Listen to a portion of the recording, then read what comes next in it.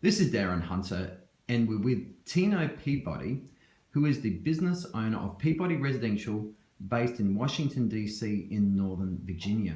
Now, Tino, you've had quite a journey on increasing and adding more fees and working on the profitability of your property management company. So let's just talk about your journey. Now, when you were initially presented with a concept of fee maximization and increasing your income and increasing your profit margin without necessarily increasing your property numbers, what was your initial reaction to that concept? What was your mindset? Hesitation and fear. Being a smaller business, it was something that not only myself, but also my staff had even more apprehension. So it was something that we really needed to change our mindset on and try to understand and be confident in our own services and the value in which we provide. So what was the fear that you had? So if you increased your fees, what was the fear and the problem that you had with that? That we would be placed out of our market. That since this isn't something that everybody does, inevitably we would be higher priced than people. There would be some other fallout on having people sign up with us, just our current clients canceling. I mean, all of the things you can think about when you say you're going to charge somebody more, it's scary. And you said your business development manager had a bit of a problem too. What was their concern? I think it was confidence. So you get very confident selling something at one price or one way, and then things change, and it's difficult for them to change. And having to be in a situation where our competitors may not be doing that, and we have to explain what's happening for that reason. Okay. So just tell us, what fees did you change? What fees did you add and increase? So we increased several different aspects of things. We took and implemented tenant fees that would be associated with things that we were doing redundantly or that were not in compliance with the lease, utilizing our attorney and some other references to try to make sure that they would all work and be okay. And then with clients, overall, we had an increase in our management fee just across the board. And then we also had a couple of other increases from services that we were initially doing ourselves, and then we outsourced. Okay, no, well done. And so you roll out your new fees to your current owners. What was the reaction? Surprisingly, it was great. I mean, really, I'm not kidding.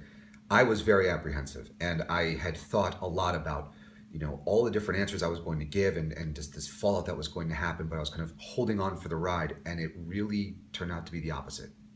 There were a few people, and I actually, looking back, you have people who just always kind of have a problem. They were the people that always had a problem, but I constructively and effectively handled it, at least I think I did, and I think overall we lost a couple of clients out of about, let's say 250 at the time.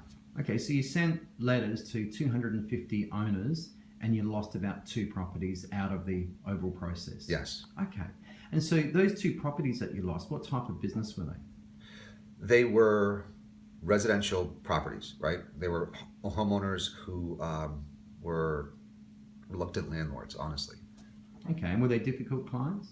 They were. I was saying that it was not a surprise to see the reply of my email that I sent out from these particular people. Were they particularly profitable?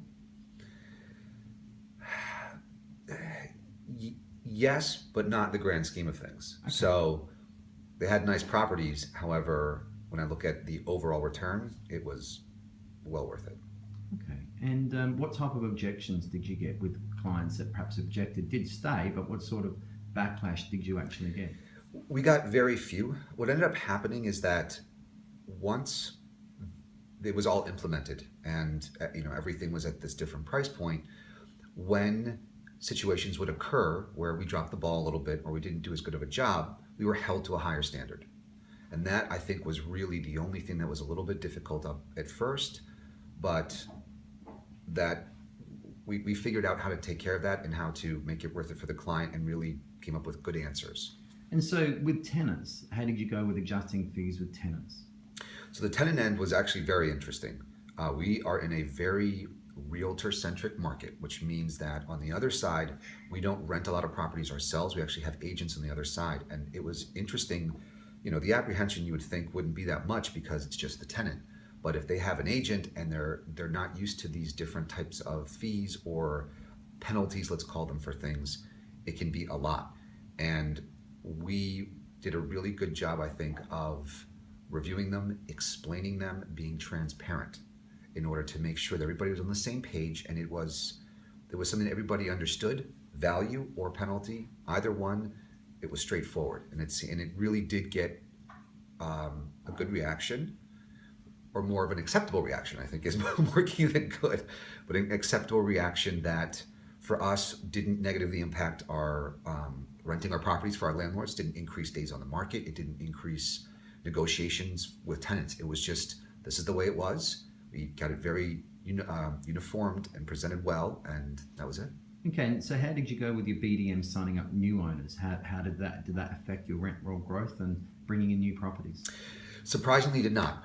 So what we did was we decided, okay, if we're going to change things, we need to either present it in a better format and have a great marketing campaign and the resources to show it, and also the explanation, right? So whenever somebody has an objection, it's what can you explain to them that they don't already know to show them the value in what you have to offer.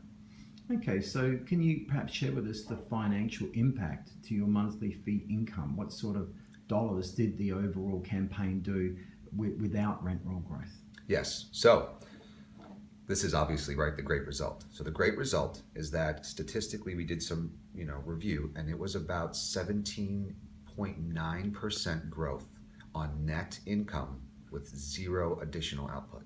Okay. Would you mind, are you able to share dollar-wise approximately what that was? About $7,000 a month. Wow, okay. And that was extra income that you didn't have before. So that's really pure profit, isn't it? Because your expenses are already paid for. It was pure profit, yes. And honestly, what really was the real fantastic part of this was that by having that, I could choose to invest it back into my company for growth. I could staff above. I could find a replacement for me. So there were so many options with literally just kind of having this new income to offset in the parameters.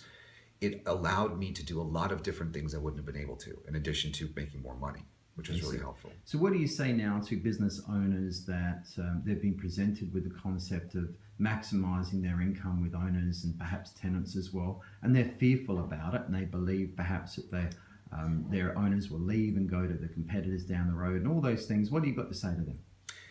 I would say at this point, I know several other people around the country that have done it and done it successfully, and I've done it successfully, and I believe that done properly and done well with the right guidance, this works, and it works, and it can be done. Tino, thanks very much for sharing. We really appreciate your honesty. Thank you.